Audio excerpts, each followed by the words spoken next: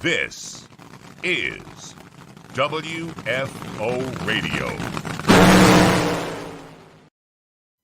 Hey, everybody. WFO Radio is back. The winter break is on, but there's a whole lot of NHRA drag racing to talk about. And so we are going to dive in. Happy Thanksgiving to everybody out there. We got the voice of the NHRA, Alan Reinhart, will be joining us moments from now from Tucson, Arizona. Find out what's up in Allen land. I've got a bunch of great stuff going on here on the other side of the good old US of A here in sunny South Florida. We've got our 40th annual Citrus Nationals this weekend. The final one, they say, out in Palm Beach. As that track, you know, who knows what's going to happen in the future. The rumor mill is just going and going and going. Dave Richards going to have his nitro car there. It's going to be kind of interesting. Just found out they'll be running Sportsman, so I'm excited. Maybe I'll go out and try to go bracket racing again. Who knows? Who knows?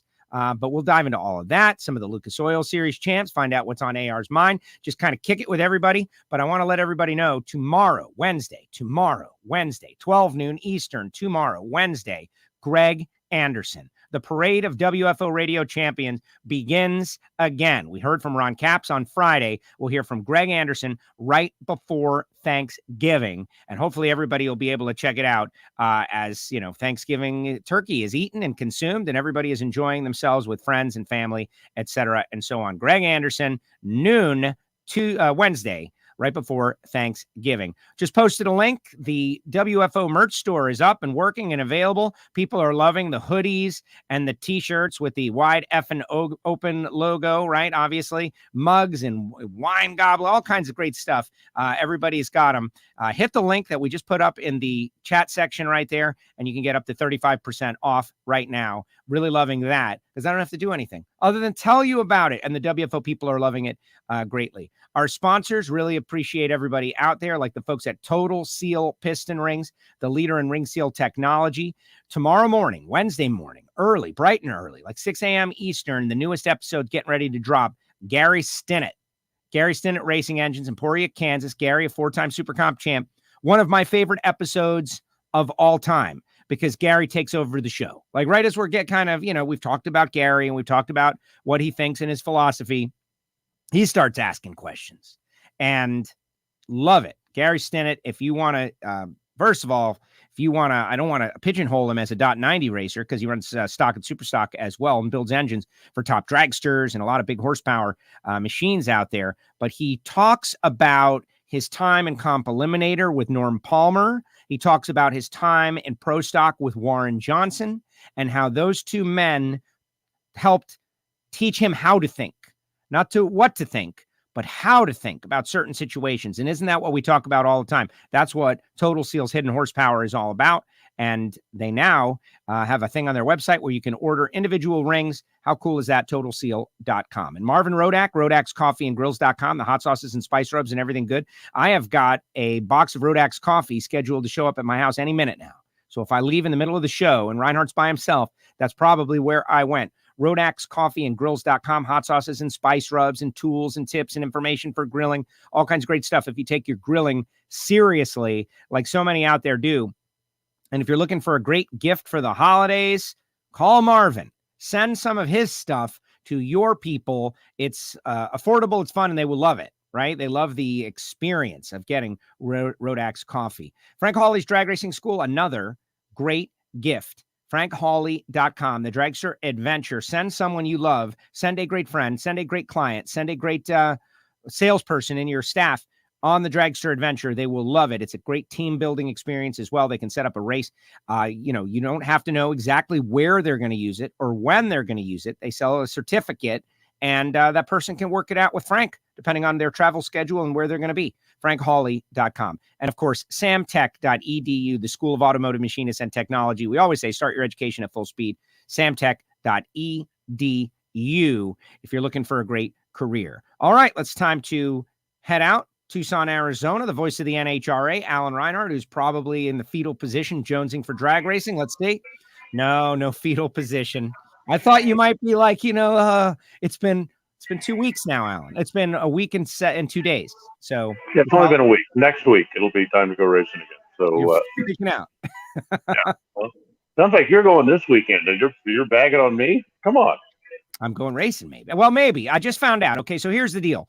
The Citrus Nationals in South Florida is our longest running legacy event. And you know, every community has got their drag race show that's been going for 20 years, 30 years, 40 years. So this is the 40th year of the Citrus Nationals. You know that the rumor mill has said that the track is closing sometime soon, maybe. And there have been, you know, bills of sale posted on the web, and who knows how much of that is true and how much is fake news. And the county commissioners can still save it by refusing to rezone the land. There's a lot going on. But Dave Richards is going to have his nitro car there. My dad hasn't gotten to see nitro cars this past year because of, you know, his health in the pandemic. Figured we'd drive him up there. But also, you know, they were not going to run Sportsman, which is what I can run in that GTO. And I complained on the web, you know, like, hey, man, why would you not run? Why would you turn away 100 entries? Why would you turn away 100 street strokes like me in our street cars who want to bomb down the track as it's getting ready to close? Why would you turn us away, right? And they just added it. I'm not claiming credit. I'm just saying, like, the week of the race, they add two categories, Quick 16 and Sportsman. So now I have the option to go race. And I think I might go run the GTO for a final time and have a little fun. Watch Dave Richards on his nitro car on Saturday in Palm Beach. We'll see how it goes. But yes, I've got an option at least. I think we should match race Dave Richards. That'd be fun.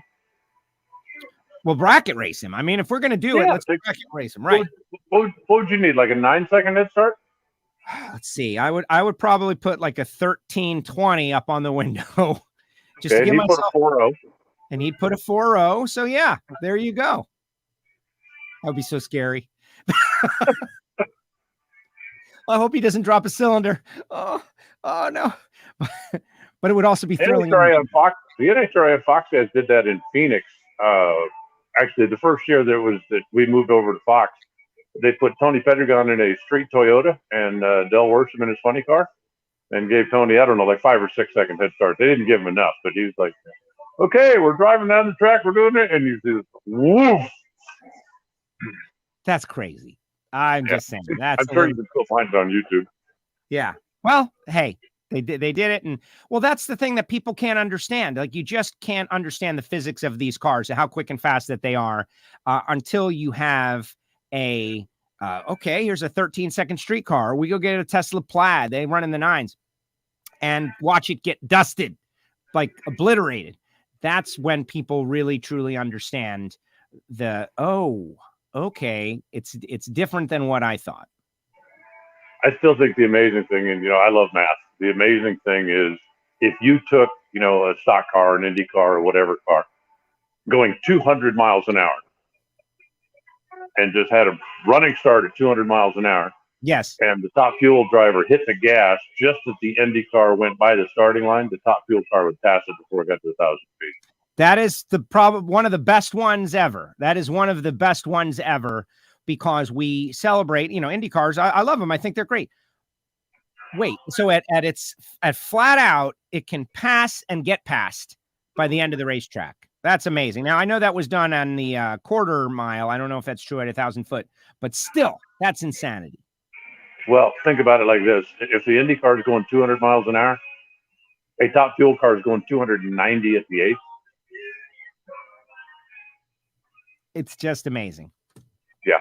No, we have a cool. So this morning I was going through my phone, right? I take all these photos and videos, and I rarely post any of them because we're busy. But I see a moment and I capture it, and then it goes into the 50,000 photograph deep file that never gets checked out. So today I was checking out some of the photos and just reliving the finals, like the moments of the finals in the sunset at Auto Club Raceway, and just what a season it was. Now that we got through it, we spoke with Ron Capps on Friday. He continues to do a poor job of keeping his announcements secret. Yeah, I mean, he's not quite John Force, but, I love John Force. Well, I'm not supposed to say anything, but. Yeah, and you piled on him on the Twitter, and then, like I'm jumping on, and everybody's responding. But he left DSR. Okay, he said, I had my final day at Don Schumacher Racing, which that is news in itself to a lot of people. So notwithstanding what Capps is going to announce at PRI on day one, which he told us everybody should go watch that interview, there will be an announcement at PRI the first day, and that will shine light on his future. Who's involved? It's JAR Racing, Joe, Alan, and Ron. Yeah, Joe, Alan, and then Ron. Yeah, right. Yeah. Well, I pitched it to him. I said it can either be JAR or, if you want, it could be CCR. You could be Caps, Castello, and Reinhardt. And he says, no. He said, I like JAR Racing. I said, okay, fine. CCR, there's a little precedent to that one, but that's a different story. All joking aside, I think a lot of people are shocked. The Antron news was very public, and watching the social media, right? Like casual fans who are not totally enveloped in the sport like you are. They're like, what? Caps is leaving DSR? What? Yeah, he left. That's it. It's that part of his career is over. Something new is about to happen, and we'll find out what it is. But I don't think people are necessarily figured it out yet. Like, wow, this is something that happened. And what was it? 17 years. He went over there to be with Selzy, and he put a beautiful post up there. And what a great career. And I can't help but think of Don Schumacher. Like, it's time. He's going to have Tony out there next year. But let's celebrate Don Schumacher for a few minutes.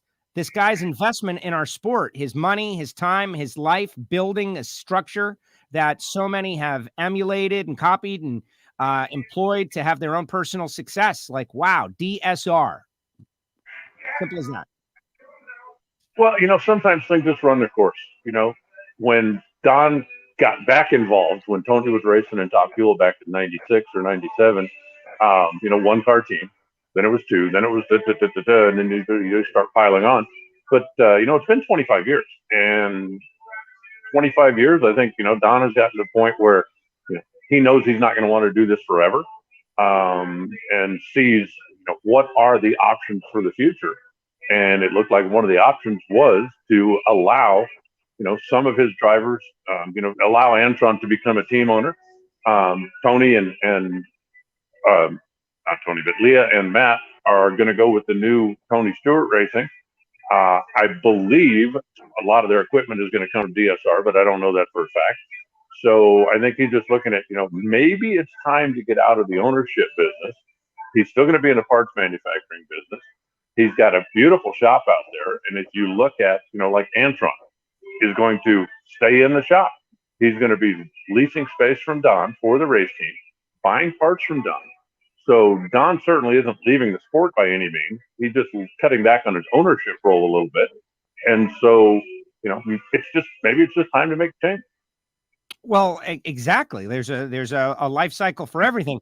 And I think about Don and just the normal person of going through a process of building a business and watching it flourish and watching it get, huge, larger than life, having to honestly fight off a lot of negative publicity from a lot of fans out there. Oh, you're too big, 8 teams, 7 teams. Oh my gosh, you're too big. It's a behemoth, that kind of deal. And at some point, like, Don, do you want to enjoy, relax and chill and not be in that fight that he's, he said to me early on in the very beginning of WFO radio, we had an hour with Don Schumacher and it was great. And I coveted the opportunity to do it at the beginning of WFO, where I asked him, like, George Steinbrenner, as a Yankee fan, that the boss was the prototype owner for a lot of people. George Steinbrenner, is this good or is it bad? Donald Trump modeled himself after George Steinbrenner, not vice versa. And win at all cost. I will give you the tools. You must win. If you do not win, you're failing me. And that was a Steinbrenner thing. The boss, the original boss, George Steinbrenner. And I asked Don about it, and he's like, "Oh, I absolutely want to emulate that style with my team. Very difficult to, I'm giving you everything. You should win. And if you don't win, I'm going to be there wondering why." And I thought it was such a great thing, but that takes a lot of energy is my point. It's like, how long do you want to keep that going? And I think Don did a great job. Like, I hope the man is celebrated. I know he's going to be out there next year with Tony. I hope he is celebrated greatly, because look at what he's done. He's like kicking these kids out of the nest, or they're jumping out of the nest, or however you want to decide it. But without the nest, this wouldn't have happened. I think there's two things. One, the first thing you said, I think is the most important. Business. It's always been a business for Don. Does he love NHRA championship drag racing? Absolutely. Was he here because he loved it? No, he was here because it was a business. And sometimes you've got to make business decisions. And if you get to the point where, you know, your investment, and I don't mean dollars, I mean whether it's time, whether it's energy, and your returns start going sideways, you know, after 25 years, maybe it's just time to back up a little bit. And so he has put opportunities out there for some of his former employees, I guess is the best way to put it, to stay on their own. The second thing that I think is really interesting, how many times have you heard in the last, I don't know, 8-10 years from the casual fans or some of the, you know, keyboard warriors, you know, well, as DSR, JFR folds up, NHRA just disappears. Apparently not, because, you know, nature abhors a vacuum. So when the Don wants to downsize, that leaves people out there now going, okay, there's an opportunity for me to do something.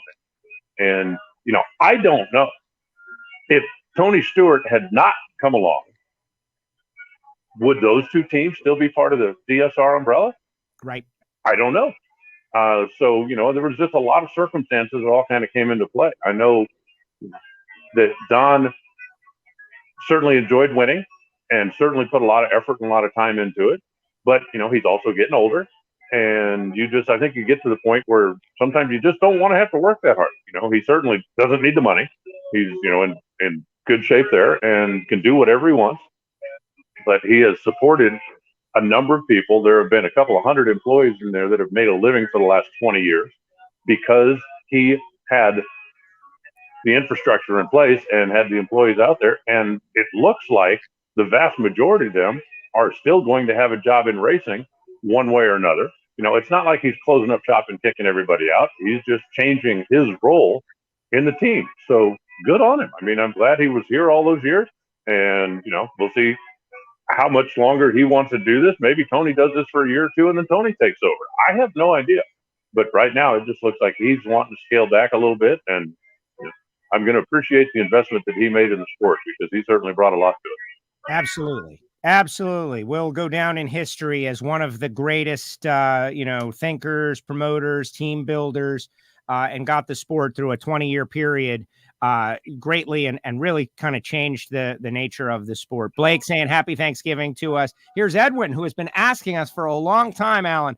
Edwin has always been asking us about, is the Sarge coming back and where's the Sarge? And guess what? We can finally tell the guy, Edwin, yes, Tony Schumacher is coming back. That is great. Jim says, good morning.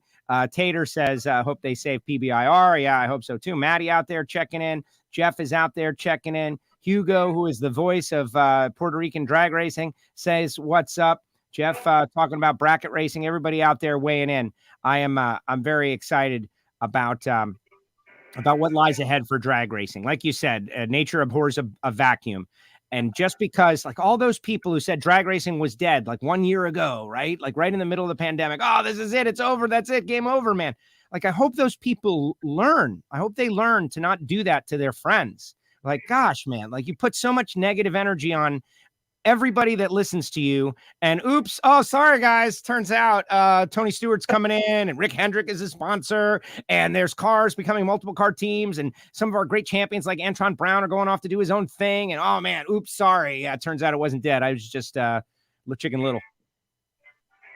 Well, you know, there's always going to be drag racing in some form, and there are a lot of big teams out there. What I look at right now, you know, Tony Stewart. And by the way, congratulations, Tony and Leah. They got married on Sunday down in Los Cabos. And, you know, judging by the pictures and videos and stuff that I saw, it looked like it was a large time had by all.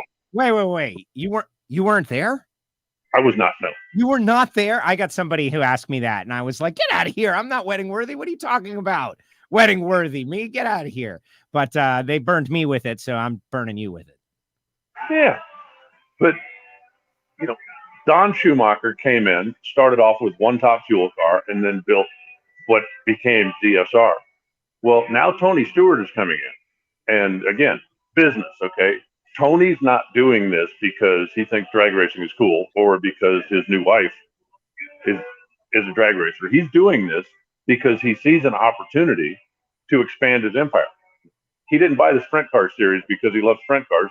He bought it because it looked like a good investment. He didn't buy Eldora just because he loved it. He bought it because it looked like a good investment. Now, does he love it? Absolutely. Right. But he's not doing it to lose money. He's not throwing his money away to do this. He looked at drag racing and said, this looks like a positive investment. And so he's doing it. And who knows, again, look at what Tony Stewart has done. Everything he has touched over the years has been successful. 5-6 years from now, he might be a 6 or 7 car team. If everything keeps moving along and he can put deals together, and he certainly knows how to do that. Certainly there is a bit of a changing of the guard going on here, but that doesn't mean that the sport's going anywhere. Well, exactly. No, exactly. Although Monica says something that I don't know about. What about New England Dragway being sold? I don't know about that, Monica. I hadn't heard that. I did a quick search, didn't find anything. Be sure to, email me the story and I will check it out. Oh, look, Rick is out there. Rick, I met out there at the Auto Club final. So many of our listeners are from, at very least went to the finals this year. Rick was out there, got to take a selfie with him. He's jacked, by the way. Don't mess with Rick. I agree. And since we're saying congratulations, let's do, as much as I know, at least, obviously, Tony and Leah, already seen the photographs. Beautiful, beautiful. But Vincent and Taylor as well. Vincent and Taylor Nobile, Taylor Iacono and Vincent Nobile got married in Puerto Rico, I guess this past week. Two great. Oh, I didn't realize that had happened. Well, congratulations for those two. Yes, isn't that sweet? And then the whole, I don't know what to call them, man. Like they're so drag racing connected, right? the Iaconos and now the Nobiles are together, and Jackie and everybody down there. They all had a good time down there in Puerto Rico, which is great. But at the same time, while there's good news, there's a little sad news in that Angie Smith lost her dad. She posted a real, just a sad, heartfelt post that Angie lost her dad. And so, obviously, deepest condolences to Angie and Matt and that whole family. The extended drag racing family, right? There's good news, there's bad news, there's tragedy, there's positivity. That's the blessing you get when you know so many people.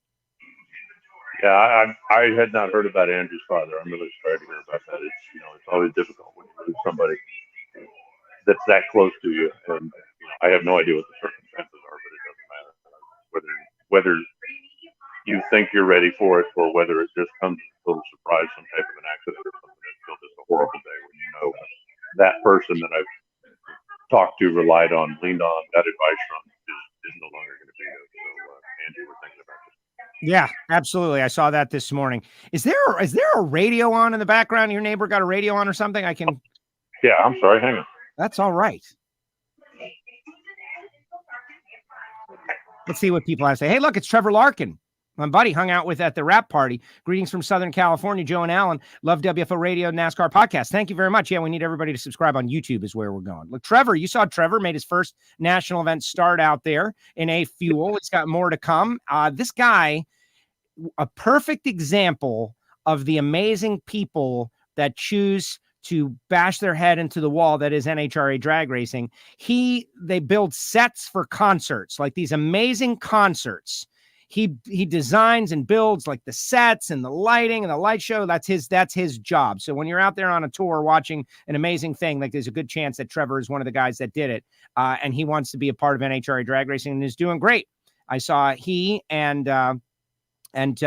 Travis having a great conversation about like what, these fuel cars need and what they want as a driver. Just great to see Trevor do well. And he qualified and he made his first event.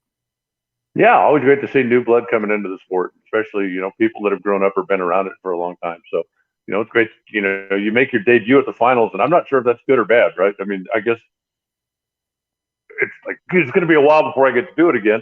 But on the other hand, it's like, well, I don't want to wait until February, so we can put the deal together. Let's go ahead and dive in and try this out. There it is. Eddie saying happy Thanksgiving to us and our families. Kaylin out there, new friend we made this year. Lonnie, everybody's just kind of checking in, super happy. We're going to have Greg Anderson on the show tomorrow, and maybe Megan will take over the reins. Very possibly. She's a new mom. Happy Thanksgiving to the drag racing fans out there. Has DSR announced a major sponsor for the Sarge yet? The answer is no, not that I know, but they've got the Moriarty family that are helping out on the team for next year. So we'll see what they announce. The Maynard family. Maynard, excuse me. I said that wrong. The Maynard family. Joe, who's my buddy on the starting line. I can't believe I said that wrong. But Joe and Kathy. But I hope that they're able to bring on, something significant for the Sarge so he can go out and do his Tony Schumacher thing, which is amp up the crowd and get out there and be a face of drag racing. Yeah, there's definitely, next year is going to be a fun year to be a fan, just because there's going to be a lot of changes, a lot of faces in new places. I think we're going to need a program probably up until about, I don't know, Gainesville or Charlotte, maybe just get used to it. It's like, what's he doing in that shirt? Oh, that's right. Yeah. So there's just a lot of excitement right now, and we're building a lot of momentum with the short winter break. Antron put up a post the other day that said, well, this is where it starts. Did a video. He said, ABM, this is where it starts. This is what we have right now. We've got to build on this and go. So, nobody's taking a big vacation this year that I know. Yes, exactly. Mark says, I hope Caps doesn't jump to Toyota. I hadn't considered that until I thought about it. And I guess I said to myself, anything's possible. I know he's had a very long-standing relationship with Dodge, like going way, way back. But honestly, when Joe Gibbs Racing made the jump to Toyota, I was like, oh my God. And it was a very productive move. The folks at Toyota have won me over in many ways with their just consistent and solid investment in the sport of NHRA drag racing over the years. Who knows what's possible? I'm not saying that that's happening, but I wouldn't rule anything out right now. And that's why PRI Trade Show is going to be so great this year, because there's going to be relevant and important, significant news breaking that, who knows what direction it's going to go. Well, how would you like to be Ron Capps right now? And I have no inside information as far as, what manufacturer he's going to be affiliated with. But let's just say, for example, that, he was getting $100 a year from Dodge. And Dodge comes back to him and says, okay, we're still on for $100 a year. And then Chevrolet says, hey, how'd you like to bring that number one over here? Put it on the side of a Camaro.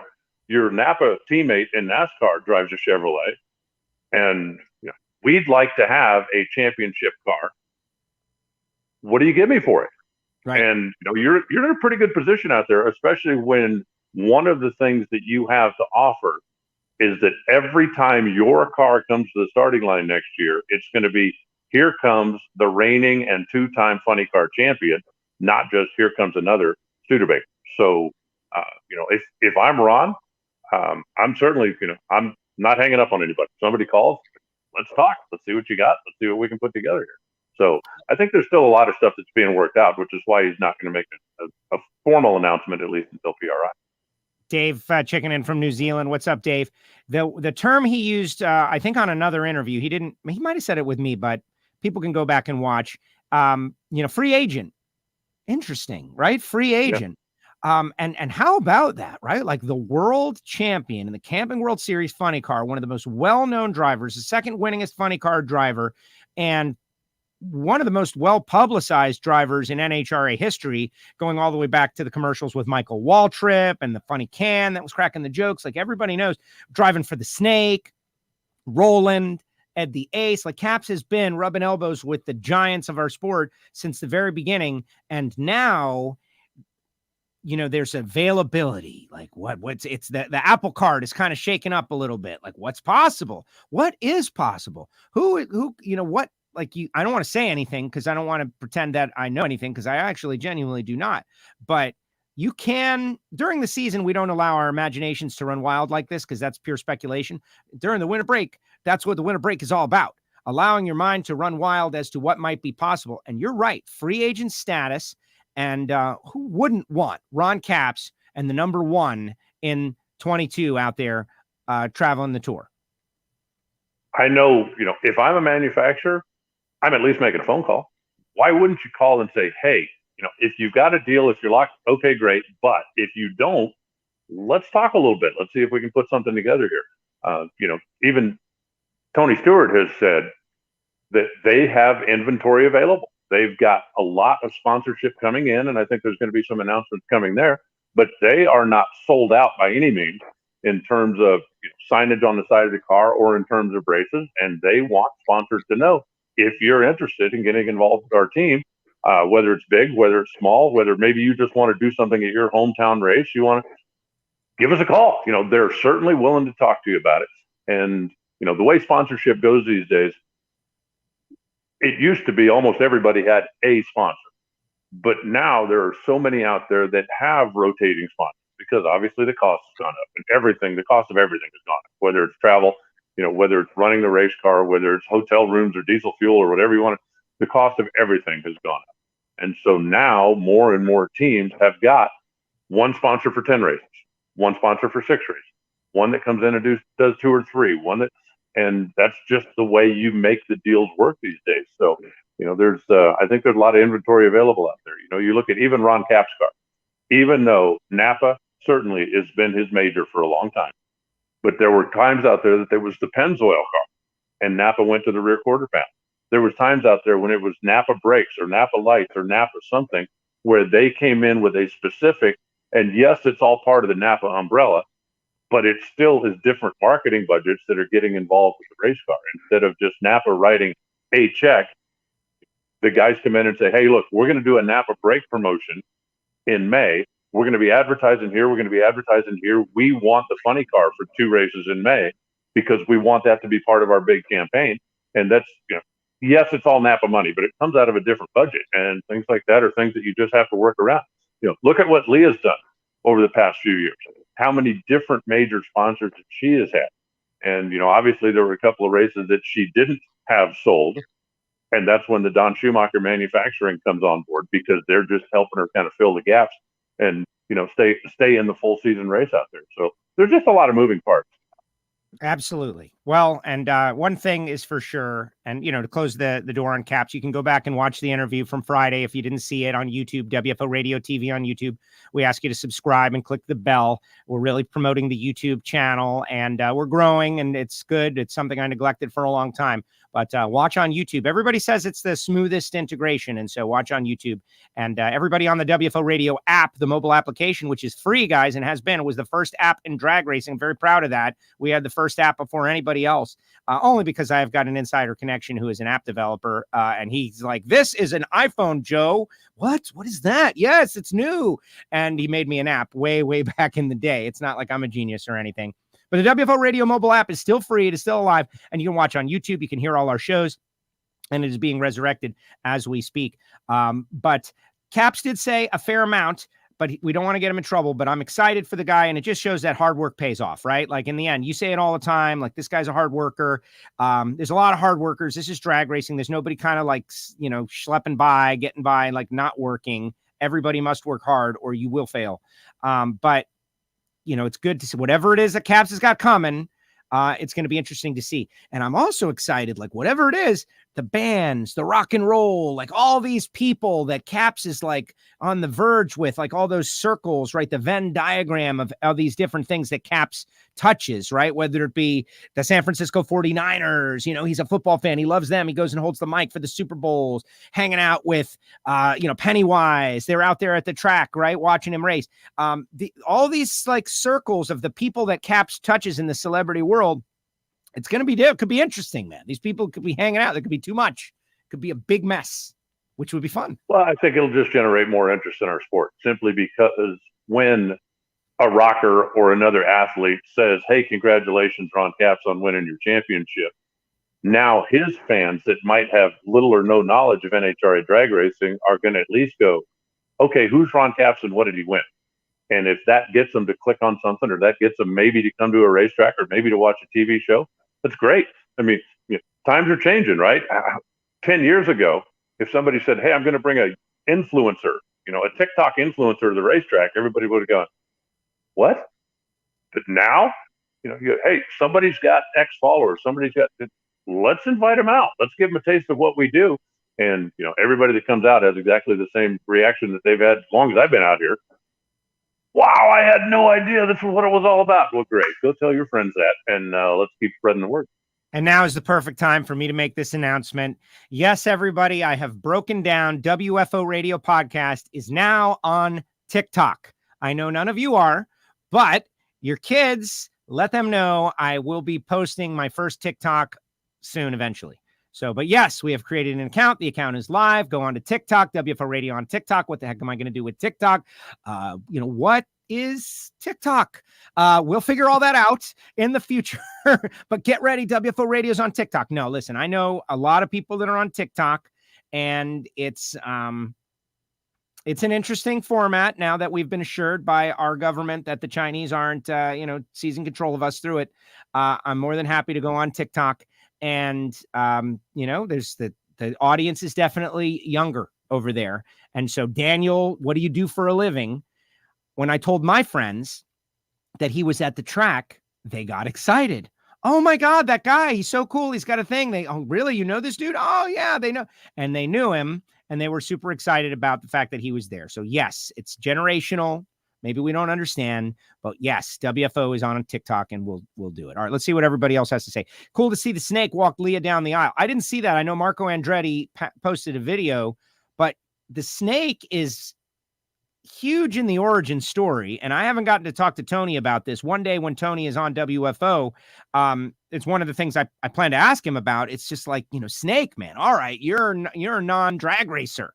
So, Snake is the one who found him in the desert when he had his accident. Snake introduced him to Leah, from what I understand. Like, it's almost like Tony owes this guy a life debt.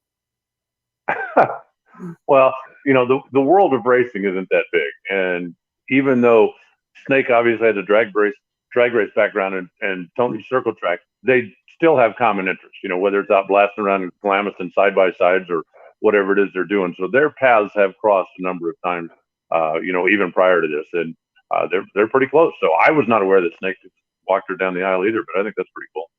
Yeah, it's super cool. It's super cool. And Edwin saying he's ecstatic about Tony coming back. People talking about New England Dragway. I mentioned that a moment ago, rumors and such. I have a correspondent, as do you, where we go directly for New England Dragway news. And his name is Brian Loans. And so I'm not going to entertain any, there's a proposal and there's a story and someone said this. No, listen, I'm going to talk to Brian Loans, who is all knowing when it comes to New England Dragway. As that's his beat. As I understand it, there is some entity that expressed an interest, and that's as far as it's gone. If somebody walks up to me and says, "Hey, that's a cool car. You want to sell it?" No, but that's somebody expressed an interest in it, and as I understand it, that's how far it's gone. Somebody expressed an interest. That doesn't mean anything. There's people that are interested in buying stuff that aren't for sale all the time. So. You go back to, what was it, 2 years ago now, when they had the master plan community diagram proposal that was right on top of Wild Horse Pass. And everybody, well, that's it, drag strip's gone. But no, that's somebody who said, hey, I'm interested in this, and it didn't happen, or at least hasn't happened yet. So just, everybody catch your breath, and we'll go through the motions. If somebody's interested, then I'm sure that they'll talk, they'll have a meeting, and it'll be yay or nay. But there's nothing happening. Excellent. Here, Marvin Rodak saying happy Thanksgiving. Looking forward to seeing if Joe Morrison and TJ Zizzo expand. And I think they will. Joe Morrison doing some really cool things off the track with his music. People don't realize that he is a great musician. Jim Hughes, I'm thankful for Joe and Alan and WFO. Oh, Alan, Jim is thankful for us. Is that my Jim Hughes? I don't know. They're one of two. I don't know if it's your Jim Hughes. Okay. I mean, there's probably more than two, but I know two of them. One of them obviously is a guy who has the lease on Tucson Dragway that was used in murders for some years. The other one's former world champion stock eliminator driver. Well, he'll post on there. That's the thing with the old photograph. Let's talk a little bit about Steve Torrance a little bit. The 4 championships. This is a historic run they're in the middle of, and I know people get bored. They say it. I'm bored of the Capco team winning all the time and blah, blah, blah. Right. Well, okay. Who's your team? Go write them a letter. Hey guys, I want you to beat going back to George Steinbrenner, right? Like, the status quo is someone is just kicking your butt. What are you going to do? And so the rumor mill says that Coletta Motorsports might be maybe doing something to try to fight back. Or maybe that's not happening. I don't know, which I really think, actually, and not to be critical of anyone, but just give us what we want, please. But what an interesting story that might maybe be, if that also was true, maybe. Well, I can say this to the casual fans that are out there, or even the hardcore fans that are out there. if you're tired of Capco winning every week, how do you think the Colettas feel? How do you think Clay Millican feels? Yeah. How do you think the Force team feels? They're sick of it too.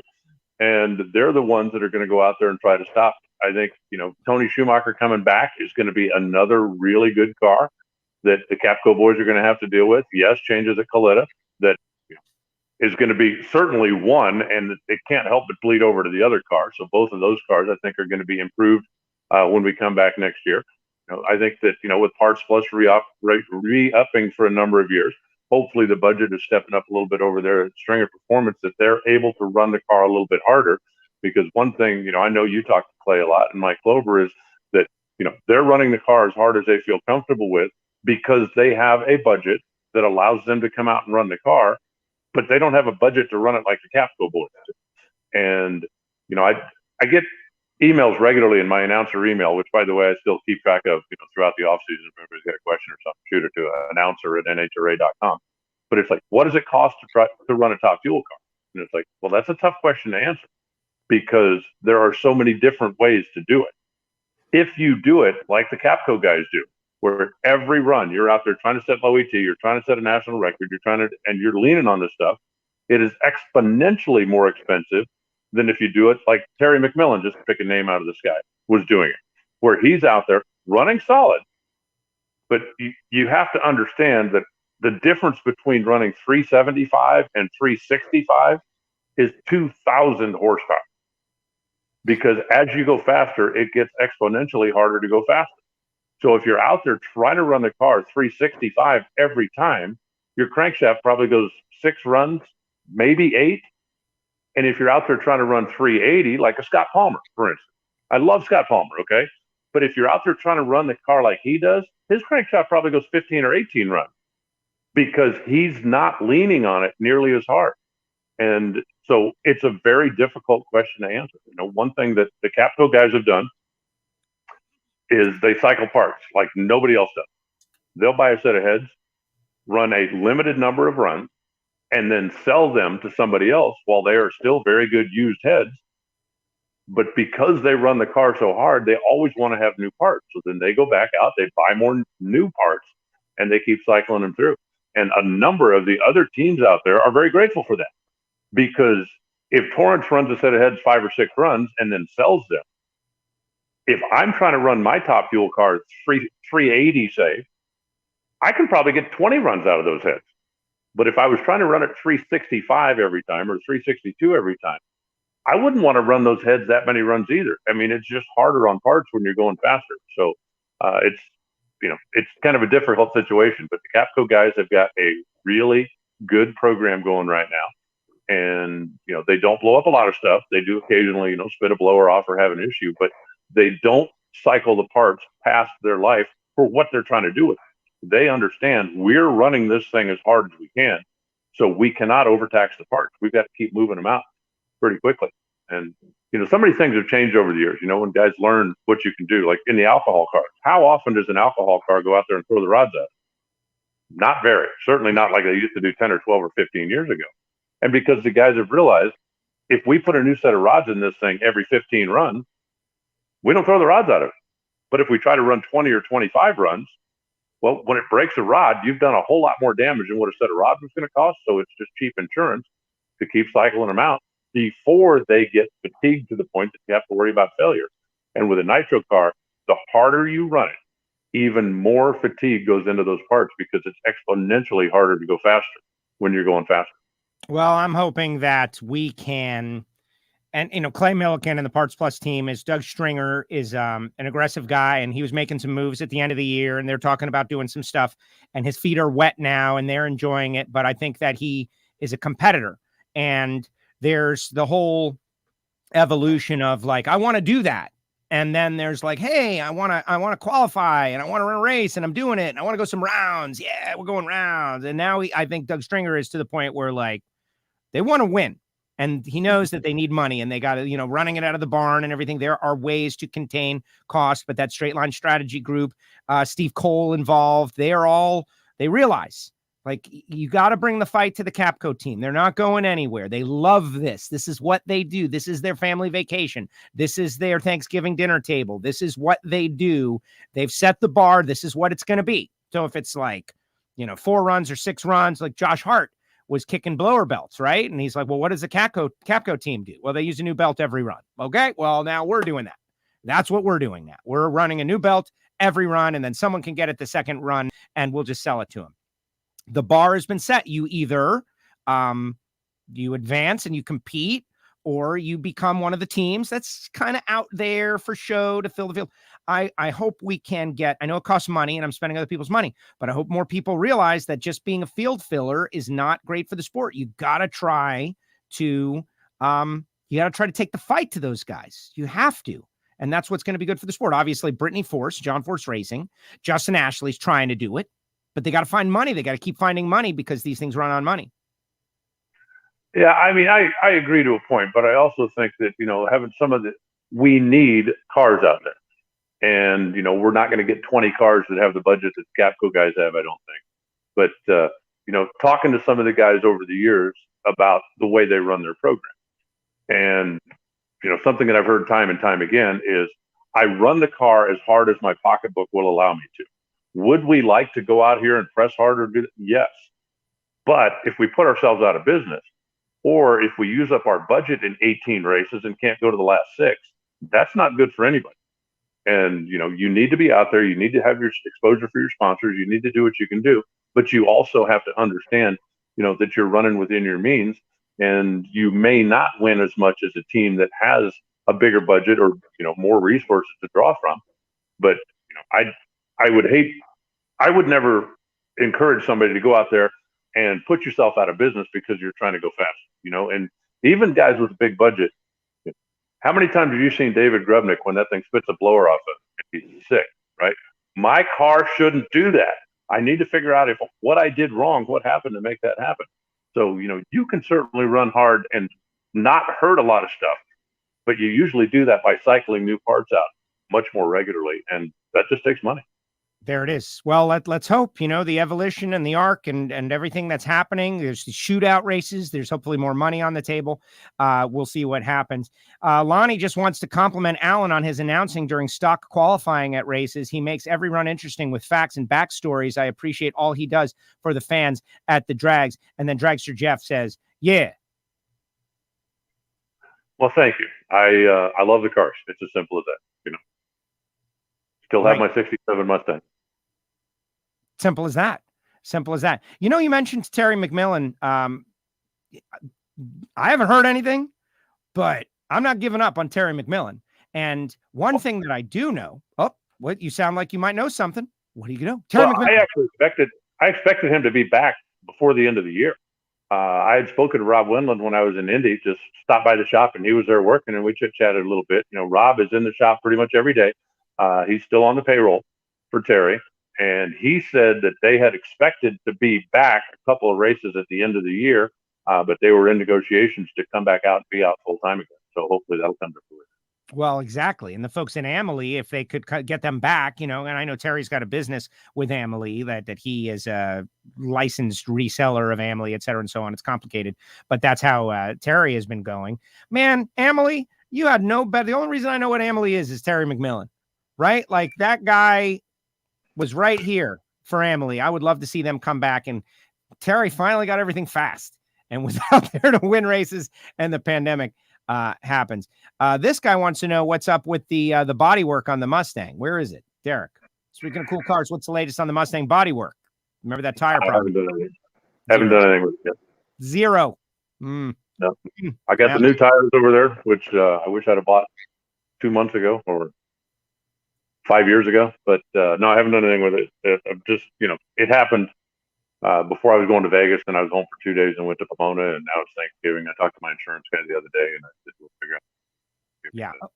Get a look at it, figure out what we're going to do. But it's going to fix. It's not the end of the world.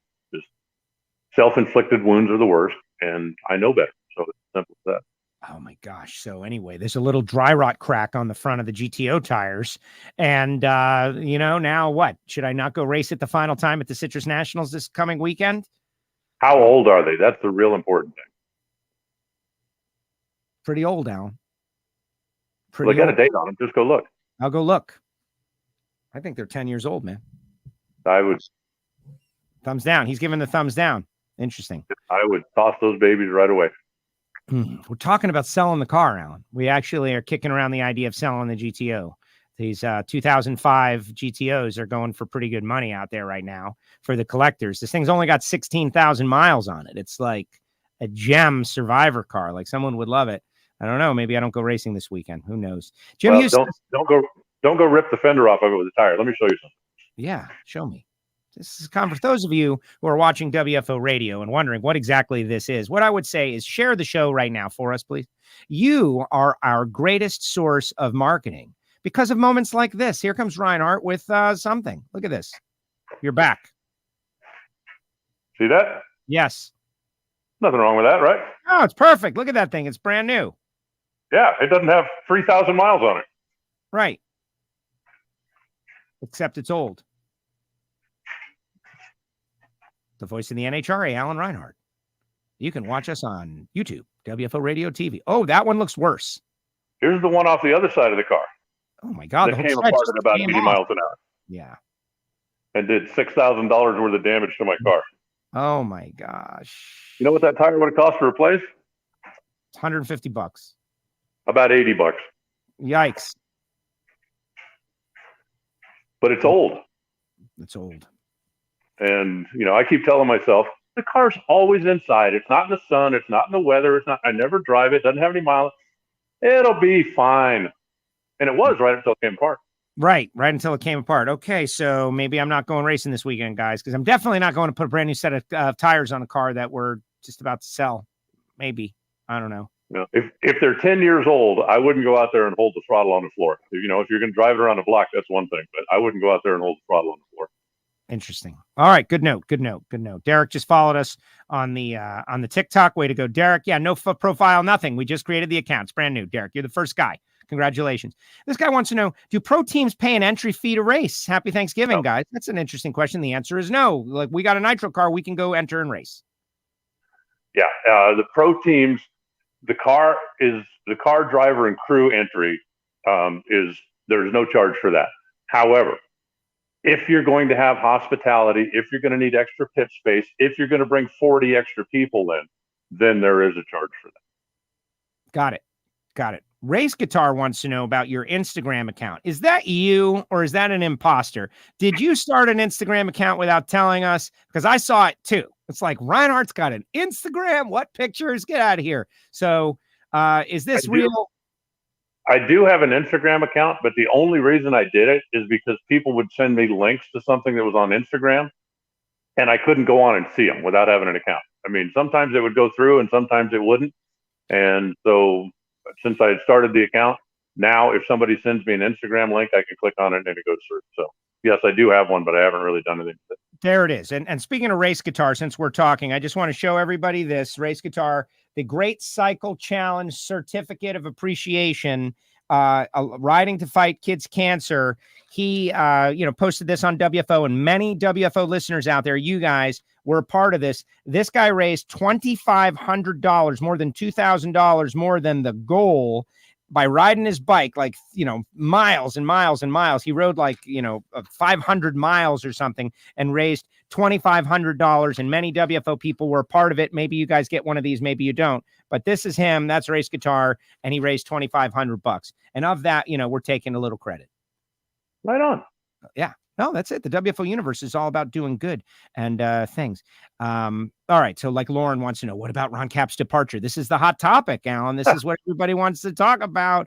Let's see. I'm pretty sure he did a while ago. Could only see other people's posts. Yeah. And it's Capps #1, Reinhardt Instagram #2, right behind, very close. Everybody wants to know what the story is with you and the Instagram account. Let's move to Pro Stock a little bit. Greg Anderson on tomorrow. It's all glory for Greg right now. The 5th championship, 99 wins. Thank goodness he saved 100 for next year so we can have some additional pressure to put upon him. But can you remember better years of pro stock than this? I mean, this has got to go down in history as one of the great years of pro stock racing, because we had all these different winners. We had all this young blood. We had a great epic rivalry amongst two of the greatest. Like, you can think of like Bob Glidden and Lee Shepard. You can think Bob Glidden and Warren Johnson. You can think Warren Johnson and Darrell Alderman. You can think Jag and Warren Johnson. You can think Greg Anderson and Erica Enders, right? Like, those are just some rivalries I threw out. I know there's many more, but two of the greatest that have ever swapped feet in a pro stock car battled down to the final race and raced each other for the championship, in addition to the sea change of Dallas Glenn and Kid Chaos and Troy Coughlin and all these guys coming in and factoring in. How could this not be one of the greatest single seasons of pro stock ever? I think it's certainly in the discussion. You know, all of the young blood is great. The new winners, you know, fans get tired of, you talked about the Capco car. Fans get tired of the same guy or the same couple of guys winning every week. And so you need to have new blood. You need to have a reason to watch the races. You know, there was so many years when you basically knew that unless Warren Johnson made a mistake, he was going to be in the final. You know, there was a couple of years where unless Darrell Alderman made a mistake, I believe one year Darrell's 18 race season went to like 12 finals. And that's good if you're that guy. But if you're a fan, you need to be engaged. And the way you engage fans is by them not knowing who's going to win the race, by knowing that, you know, hey, there's 6 or 8 or 10 cars out here. The number of times you look at a pro stock sheet, when I got started doing this all those years ago, and even not that long ago, there was a lot of times you'd look at a pro stock sheet and go, okay, semifinals, this is going to be fun. And now you really can't do that anymore for the most part, because there are so many good cars out there that are capable of going out and, you know, and cracking somebody. And it comes down to a simple matter of horsepower being available, because that was always the difference in pro stock. If you had horsepower, you were going to be an animal. And if you didn't have horsepower, you were going to be cannon fodder. And now that horsepower is available, you know, that's why the Derek Kramers and the Matt Hartfords and the guys are. Matt Hartford would not be racing pro stock if he didn't get race winning horsepower. At least I don't believe he would. You know, if it was back in the day where you knew you were 3 miles an hour slower than the fast guys out there, which meant you're down 100 horsepower, I do not believe that a lot of the teams that are out there racing now would be doing that. They're out there because you can get race-winning horsepower from different sources, and that means you can be competitive if you can put the rest of the package together. And so, you know, that's why you see so many out there. And I think it's just going to get better. You know, the Frank Iaconio stuff has stepped up big. The guys at Southwest Performance, they're not going to quit looking for horsepower and trying to get faster, but there are a lot of different opportunities out there if you want to go out there and compete. You still need to have a budget. It still, you know, isn't for, you know, guys that, you know, make $5 an hour, but it is possible to go out there and run pro stock now and be competitive. And for years, it didn't matter how much money you had. You know, you could get a car from Haas or get a car from Bickle. You get an engine from Steve Schmidt. You can get it, and you would be a 8 to 16 qualifier. And if you had a really great day, you might make it to the semifinal. Right. But your chances of winning races were way long, and your chance of winning a championship were 0. But now, you know, Kenny Koretsky wouldn't be out there with his kid if he knew every week we're going to qualify 12th or 14th and just get kicked in the teeth first round. He simply wouldn't do it. But because they know they've got a car that's capable of going out there and getting the job done, that gets them excited. That gets their sponsors excited, whether it's Kenny, whether it's Lucas, whether it's whoever, to come out and be a part of it, because they know not only are they going to be there just to be part of the Cool Kids Club, but they have a legitimate shot at winning races. And that's what it's really all about. Amazing. No, it is. And this season could have also gone a little differently. Like, you think about the reality that we know, and then there's the reality that we didn't experience. Everybody got up on the wheel against Greg this year. Like, he won 5 times, but every time someone beat Greg, it was the biggest win of the day for them. And you know who really led that? And I didn't have a problem with it, especially when Greg was trying to win 97, was the Elite team. Like, every time they denied Greg Anderson one of their cars, they celebrated like they just won the U.S. Nationals. And I liked that, because people who, and this guy, Jim, who is a big fan of yours and mine and the show, and I love this guy, people talk about people leaving the stands for the pro stock cars. Yeah, that happens. So you got 100% stands for the nitro cars, which is what they come to see, these fire-breathing 300-mile-per-hour beasts that defy logic and understanding, right? And those cars are over, and the people have been in the stands for 2 hours now. Here come these pro stock cars. What are they? Maybe these fans don't understand it.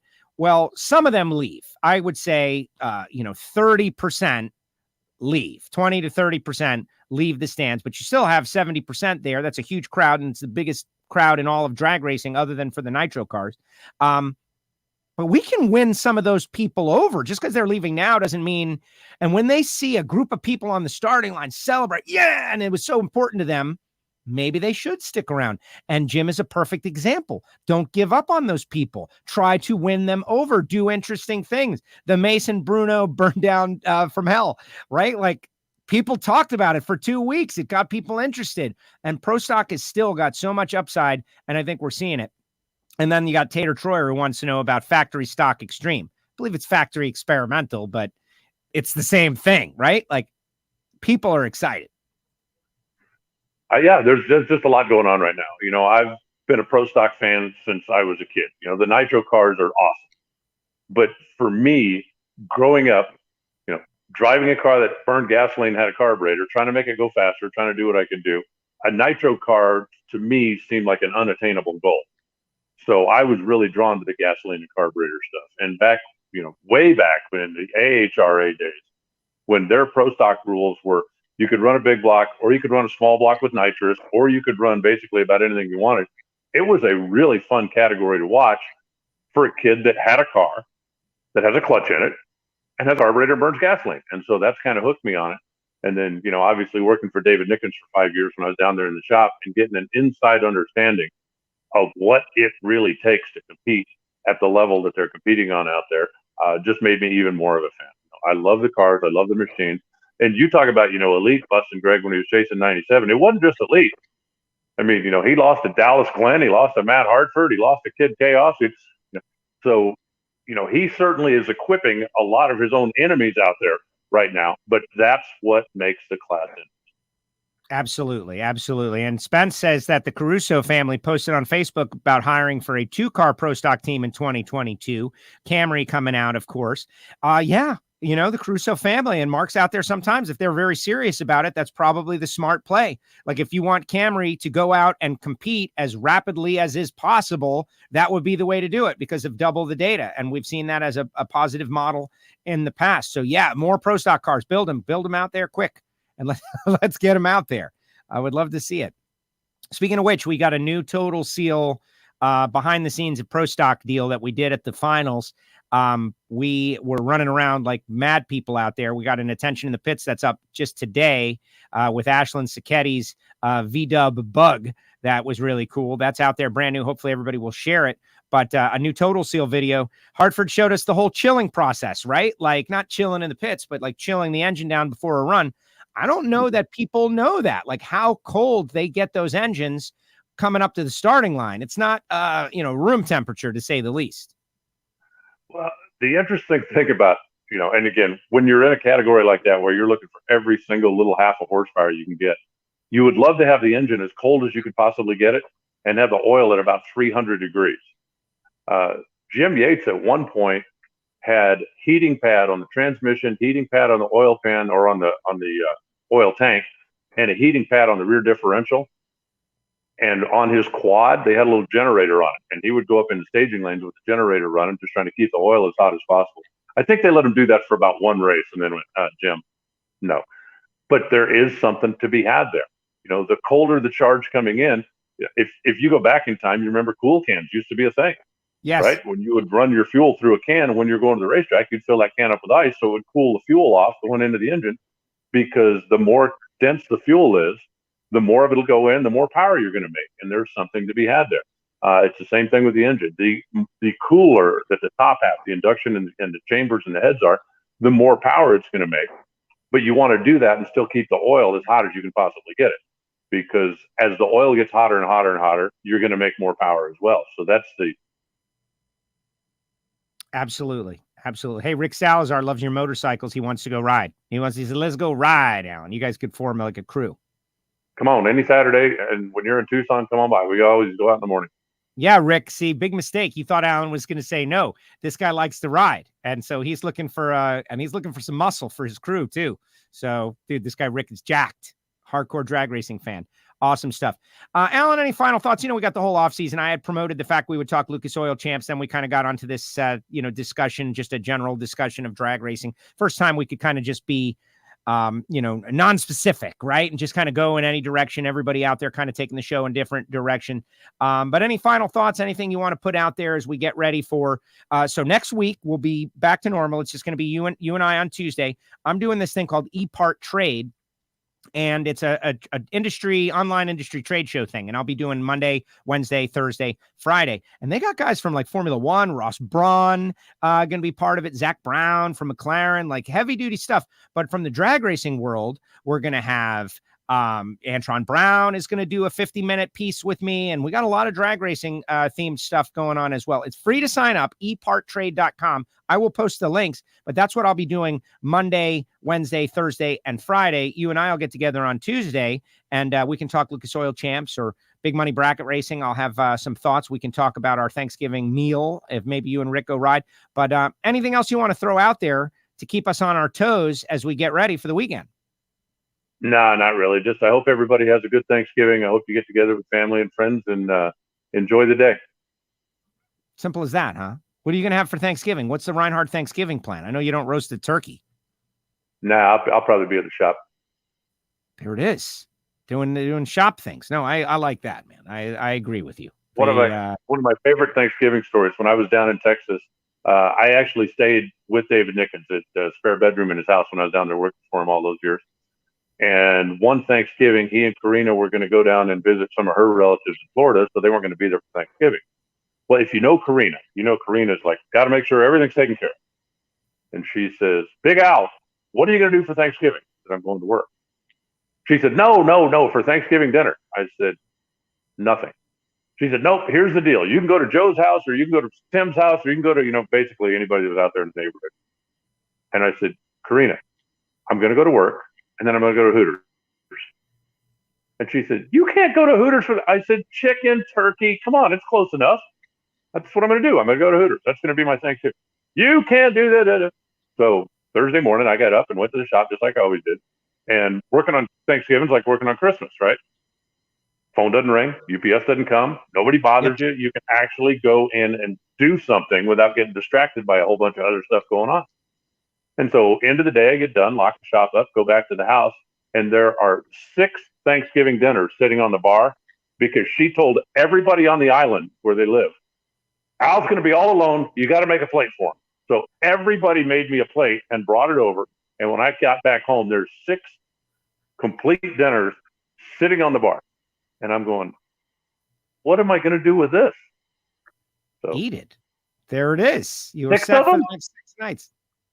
6 of them? Yeah. No, I did a little picking and choosing. And then the fish had a happy Thanksgiving when I walked out on the dock. It kind of went. There you go. Hey, happy Thanksgiving I to everybody. Didn't need 6 of them, Joe. I did not need 6 of them. All right. Makes sense. But hey, between, you and I and everybody watching, obviously, happy Thanksgiving to you. And thank you. I'm thankful for you coming on WFO these Tuesdays. People don't realize, man, going back to 2005 on XM satellite radio, starting the genre, like launching the genre of worldwide drag racing talk at that time. People don't realize is, not a statue or anything, but maybe someday. But the idea of this worldwide broadcasting that has occurred now and so many are doing, it was really launched then on the satellite company. And that's when we got together. And look, now, you dragged me out there to work and we've had a great time and what a great year. And thank you for all of it. Well, thank you as well. I hope you have a great Thanksgiving. I hope you and your dad have a good time. And I hope you do go race. Even if you don't race, I hope you at least go. Well, we're definitely going to go. I got to get my dad a face full of nitro at some point, unless he's not feeling great, right? Which that would be his call. But I would like to race. I guess I don't have to run the GTO, but I used to never have a clutch car in the family. Now I only have clutch cars, and I'm not bracket racing a clutch car because that's just suicide. But man, Maybe I'll find something to do. I'll get another automatic. Maybe I'll bring Mom's Grand Prix and just not tell her. Right? Yeah, like back when I was a little kid. Just make sure you wash the windows before you take it home. Good point. Let's not tell my mom. All right, Alan, great job. Thanks, Joe. Talk soon. Here he goes, the voice of the NHRA, Alan Reinhart, joins us each week right here on WFO Radio. Hopefully you will subscribe on Apple Podcasts, SoundCloud, Spotify, or YouTube, WFO Radio TV, and the YouTube channel. Oh, my goodness. I posted just the other day, the last time Joe went bracket racing. And I told the Patreons last night, and everybody that listens to Ignition, see, one of the big secrets here in the WFO universe is that Ignition is an audio-only show. I know the streaming stuff is very popular with everybody, and we can all have live interaction, but Ignition is where we disseminate the real information, right? Like the real stuff. And the Patreons especially, patreon.com/WFO Radio, I told them that I wanted to go bracket racing, but we're really considering selling the Pontiac GTO. This car right here, we're considering selling it. You know, there's some things. It's got 16,000 miles on it. It's a genuine low miles car, but it's got some stuff that is, unique, and they don't make the car anymore. And the company that makes the car anymore, I don't know. I'm thinking about releasing it into the wild, but getting in one final race might be cool. So I reposted the Joe Goes Bracket Racing video that turns out a lot of people hadn't seen, and it got another bunch of views immediately, which is kind of cool. Go check it out on the YouTube channel. And to our Patreons, thank you so much for the people who support the show directly. Patreon.com/WFO Radio. And they get some special benefits. They get Monday motivation, and they get to watch the Ignition show if they choose and chime in and participate. It's kind of a cool deal, and we're trying to advance that program as much as is possible. Now, the real car, the 78 Trans Am, we got a long program ahead of us. Disassemble and assess is the program. We'll do it. Big thanks to our sponsors. Folks like Total Seal Piston Rings took a factory tour beginning of 2020. It was pretty amazing. And hopefully we'll get back there in 2022. TotalSeal.com. Subscribe to the Apple Podcast, Hidden Horsepower, and be ready for the Gary Stinnett episode, TotalSeal.com. And Marvin Rodak, who is out there chiming in. Someone asked you, Marvin, if you ship overseas. And, that's the problem with some things. The overseas shipping is just so exorbitant, right? Like, I would want everybody to experience Marvin Rodak's coffee, but the shipping is going to be more expensive. So it all depends on you. If you can pay for the shipping, I'm sure he'll ship it to you. But if you don't, want to pay for the shipping overseas, then, well, I don't know. And what's the deal with customs and all of that? That's why we changed our merch store to simplify it. But Marvin Rodak, 817-924-6821. I'll say it slow for everybody out there running to get a pen. Hot sauce, habanero endorphin booster, but he's got 4. Spice rubs. So many great things over there at Rodak's. 817-924-6821. Call Marvin. Marvin, I want those holiday packs for 10 of my friends. And he'll send them to you, and then you mail them out. I'm telling you, it's a home run. You don't have to believe me, but it's a home run. Frank Hawley's Drag Racing School, frankhawley.com. Call them. Tell them, man, I want to get this as a gift for somebody that I really like who loves drag racing. It's going to be $399 or more. But you can't have a better gift than this. I'm telling you, a day experience, half day, with Frank Hawley. 3 runs down the racetrack, 1 half track, 2 full track passes, hanging out with Frank, driving dragsters. Like an experience of a lifetime. Amazing. frankhawley.com. And samtech.edu, the School of Automotive Machinists and Technology. Not really a Christmas gift kind of thing, more of a gift to yourself life lesson kind of thing. And Samtech, been shouted out on Hidden Horsepower so many times. It's not for everybody, but they are so connected in the industry. That is the thing. And I even share an anecdote in this coming Hidden Horsepower about broadcasting schools and how when I worked at the radio stations, they would, broadcasting schools would supply interns. There was kind of an ecosystem, right? This is not what that is. This is a much different situation. And all you have to do is ask the guys on Stanfield's team and many others. Keith Wilson from Wilson Manifolds here in South Florida. He would always tell me, early WFO sponsor, by the way, Keith Wilson. I haven't talked to Keith in a while. Got to reach out to him. He's a big celebrity now. I don't think Keith even remembers a guy like me anymore. I'm kidding. But he is all over all that No Prep King stuff. They all use his stuff. But his guys that are in there working on the cylinder heads, where'd you guys come from? Samtech. Just saying, and maybe that's not the case right now, but it was when I was there. If you're a young person, You want to get in this ecosystem. That's really what it's all about. samtech.edu. Get your way in. Big shout out to our friends, Tamara and Keelan in the trailer at Nitrofish, and Randy Lynn and Bo. What a great year. So excited to have Bo back. Thank you to Nitrofish. Happy Thanksgiving episode, Thank you so much to the folks at Nitrofish supporting WFO Radio over the season. And if you're on there watching live, hang in there for a few minutes. I'm going to ask everybody to put their comments and thoughts in the comment section. We'll debrief as we get up on out of here. And thank you to everybody who rocked the WFO sticker on their car at some point over the course of the season. It has been truly humbling and amazing to see, Jerry Emmons with a WFO sticker on his car. He goes out and wins the U.S. Nationals. And, Gareth Senkow going out there and he's got a WFO sticker on his car. Like, it's so amazing. And of course, Hartford and Joe Aerosmith setting records in F-altered automatic, rocking WFO stickers on their car. It's been amazing, culminating with Justin Ashley, and I should have that photograph. Justin Ashley putting the WFO radio sticker on the front wing of his Top Fuel dragster. And if you watch the Fox show, it got us so much pub. Hopefully, people who are watching NHRA drag racing see that and say, let me go check that out. It is a bummer that Justin lost first round, but wasn't for the lack of trying. He just lost a very close and tight, difficult race. He wanted to put it on there for the great mojo. Hopefully, that will extend into 2022, where everybody knows the mojo, it takes more than one race, right? It takes more than one race to build up the mojo. Just ask Jerry Emmons, who went on to win the world championship, right, Jerry? Right? You put the sticker on the car, and now you're a world champion. It has to charge up the power of WFO.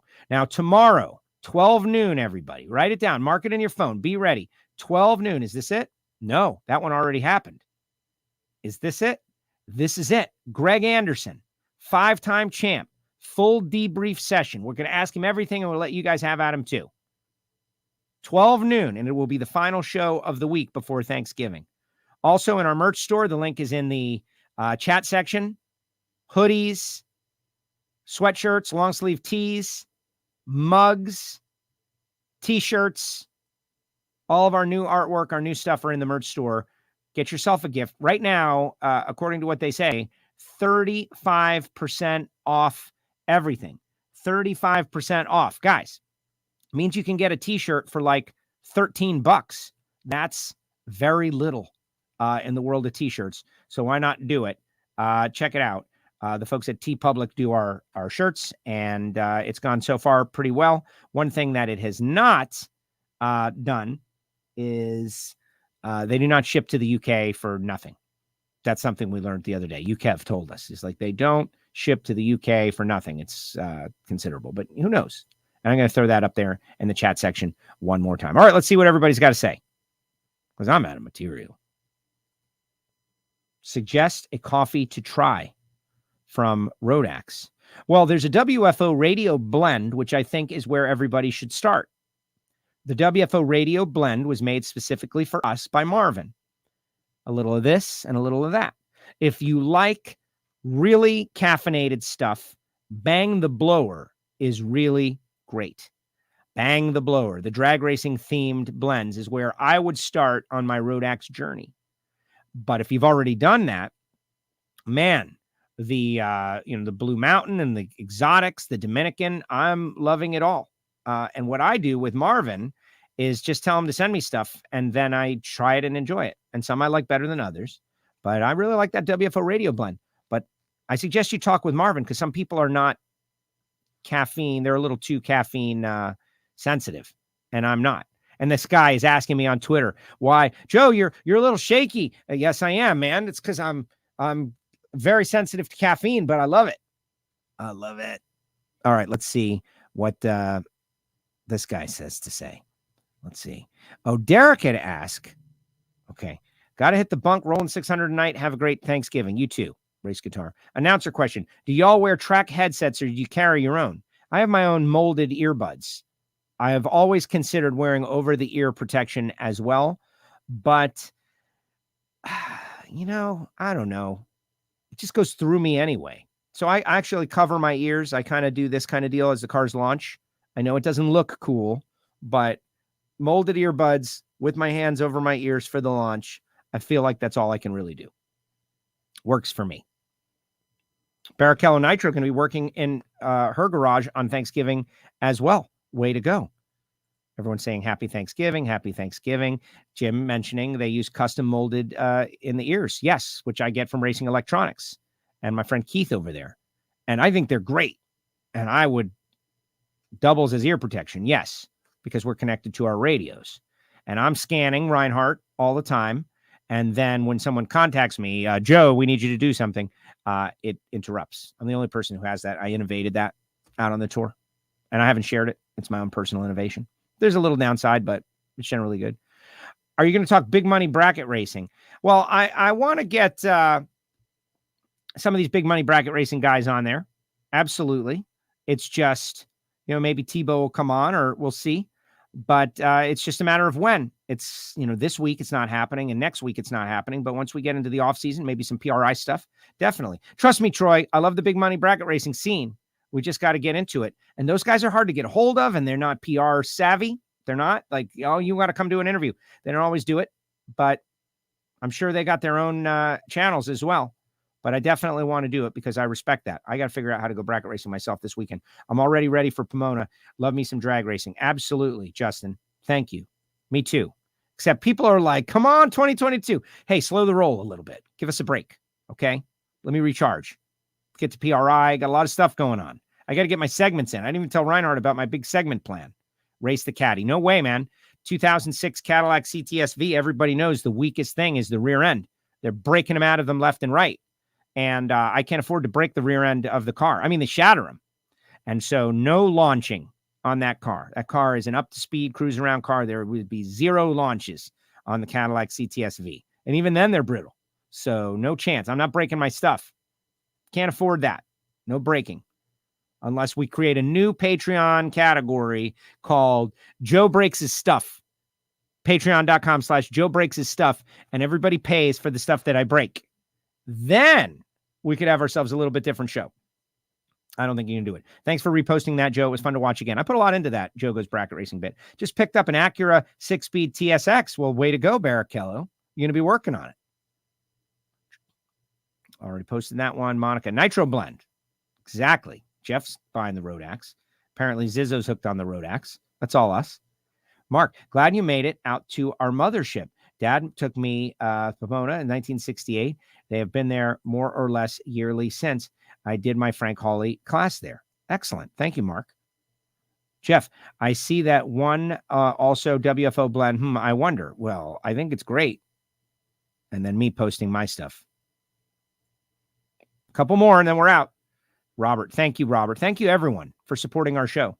And this is just like everybody. Joe Morrison, Rodax coffee and hot sauces rule. Don't they, Joe? Don't they? And Joe Morrison was doing something with a big celebrity the other day. I forget what it was. Like some big, huge celebrity. Do I need to dig into my email? Just to show you how big a deal this Nitro Joe Morrison is. Like, and he keeps it a secret. There's one of the teams. Yeah, Ted Koppel and Lyle Lovett for an online event. Right. Except you sent it to me after I got off the air, Joe. Like right after I got off the air, like while I was on the air. This guy did an online event last week. It was streamed on Lyle. It's available now. Okay, it's still available till 11:25. How about it, Joe? I get to it eventually. LyleLovett.com, Facebook and YouTube. Any support would be appreciated. They will be showing clips of NHRA racing. They'll be talking about NHRA along with COPD conversation. And he's going to be on there with Lyle Lovett and Ted Koppel and Joe Morrison. All big celebrities, but none bigger than Joe Morrison. Thank you, Joe, for that. Bracket races, stick shift. Then you can say you beat him with a stick. Yeah, except I would never win. There's no chance. I'm an old person stick shifter. If I'm going to be doing stick shift, it's around a road course, not bracket racing. We had a guy at our local track named Dave Wing, Miami Hollywood Speedway, and Moroso. I think he's deceased now, but I'm not exactly sure. He wasn't the only, but he was really good. And I'd have to run him in my truck. And I would dial like 1809, 1807. I'd hit the tree, bang. And I would look back and watch. There was like a Ford Torino or something. And the front end would come up. Boom. And I would watch the front end coming. Boom. Every shift. Here he comes. And he was perfect. This guy was perfect. He won a lot of bracket races. And no Vertigate shifter nonsense, man. Like, the guy was good. I could never do that. People who get it done, like nowadays in stock and super stock, they all have the Liberty style shifter. Not taking anything away from anybody, but it's a little different than the old school H pattern shifter clutching it each time. And this guy was a good, and there were a couple back in the day. And there are things. I had a great conversation with Sherman Adcock and John Labuse at the Division II banquet a couple of years ago. And the whole thing was basically around, stay in your lane of what you are capable of doing. Like, if you don't know how to hold 8, don't try it. This guy knows for a fact he cannot bracket race a stick shift car. And also he'll blow the rear end out of his Cadillac. So no. Kudos to all y'all, though. Happy Turkey Day, Joe. Gavin, is this the Top Fuel shootout? Is the Top Fuel shootout on Saturday? How does this fit in with qualifying? I guess you're talking at the Gator Nationals. I don't know. The answer is I don't know. Probably like we've done all of our bonus races in the past. Take care of the ears, Joe, or you will meet with Mr. Tinnitus. Yeah, I know about that. And I don't have it yet. And I've been working very hard to protect myself from the tinnitus. I know it. And everybody's deaf. Like, they're all, who knows why, though? Probably their own stuff at home. I was just confirming. I thought I heard you say I wasn't trying to pester you. I know, Troy. And you're allowed to pester because you're a Patreon. Patreons are allowed to pester, nobody else. Hey, Joe, how often are you on the road during the season? 24 to 26 weekends a year? Enough, too much. Enough to be a Platinum Pro. How about the headset? I was mainly referring to when you're in the booth. There is a headset, a communal headset, that at first I was kind of skeeved out by, but then when I noticed nobody else wore it, I seized control of it. And now I use it. And people are skeeved by me, I guess. I like the idea of the headset. I crank it up a lot because it enables me to keep, like I'm wearing a headset right now, keep the voice as low as is possible. This year, I had a really great year for not shredding my voice. I really only had one race where I had vocal problems, and that was in Texas, and that was more due to allergies than anything else. Keeping it. The first couple of years I was in, I wanted to be, energy, exciting. That's me, energy, exciting. Like, that's what I think is important. And, at the right time. But I had to learn some valuable lessons. And I think I've learned many of those lessons now. And so, and one of those lessons is wear the headset and just kind of control the flow. But I'm happy with my year. Joe Morrison is a big deal. We love him. More races, Joe. More races. More races, more reliability. Now we have expectations of you. We know that Nitro Joe Morrison is the real deal. Grumpy Jenkins style 4-speed. Exactly. Nuts. And I know it's true in all forms of racing. You'll see Ayrton Senna out there going around laps around Monaco in that creation that they were like, in the cameras. It's nuts. And the same is true for everyone. I'm sure those old school Top Fuel cars were really hard to drive and they were scary, certainly. But the guys that were clutching it back then, the only difference, like Herb McCandless, was pretty amazing. But also, they were racing exclusively against, for the most part, guys who were also clutching it. So all things were being equal. The guys who are winning out there in clutch cars now, up against everybody else who's in an automatic, that is what is impressive to me. But again, the Vertigate changes it. Get a Tesla and race that. Ha, ha, ha. Obviously a throwback shot to me losing to the Tesla. Will they have Super Street at the Gators since the Southerns are no more? That is a great question. I do not know the answer to the question. Yeah, I don't think. Are you kidding me? I have this thing here and I've lost it. I had the whole schedule in front of me and now I misplaced it. Oh, well. We'll figure it out in the future. I don't think Super Street was on that anyway. Working on it thanks more money equals more races. Well, Joe, go get the money. What are you waiting for? Well, we're waiting. There's a little tribute to Judge Smales for you Caddyshack experts out there. It's a Lenko. A little different. But yeah, great stuff. All right, guys. Thank you very much. Thank you to everyone. Those of you who hang on after Reinhardt, right, to just hear the rantings and see what people post. Thank you very much. Appreciate all of you guys. Greg Anderson tomorrow. Greg Anderson tomorrow will be on the show. Greg Anderson tomorrow. 12 noon. Set a reminder. ASAP. Set a reminder. Your questions for Greg. I will ask him your questions. You will be able to participate with Greg Anderson, 5-time Pro Stock World Champion in the Camping World Series. Greg Anderson going to be on the show. Thanks to Alan Reinhardt. Thanks to all of you. It's Thanksgiving week. Black Friday is Friday. We'd ask you to get some WFO gear in our store. You can go to WFOradio.com. Also, lots of great gifts in our website WFO store, including the Warren Johnson book by Kelly Wade and the Snake book and all of that stuff. Go to WFOradio.com right after the show and bounce around. My Breville Smart Oven Air Fryer is on there that I love so much. There's a lot of different stuff in there in our WFO Gifts for Listeners section. So check that out. That's all I got. Thank you to everyone. Appreciate you. We'll continue through the off season. Next week, I'll be doing EPAR Trade. You can sign up for that for free and watch the webinars. It's very interesting. I'll be on Monday, Wednesday, Thursday, and Friday. But on Tuesday, the day I'm not on, they're going to have Ross Braun. They're going to have Zach Brown for you Formula One fans. And this weekend is the Citrus Nationals up at Moroso for what people are saying will be the final time before they bulldoze the track and erase its memory. That's a little dramatic, a little over dramatic for me. All right, everybody. See you next time on WFO. Tomorrow, noon.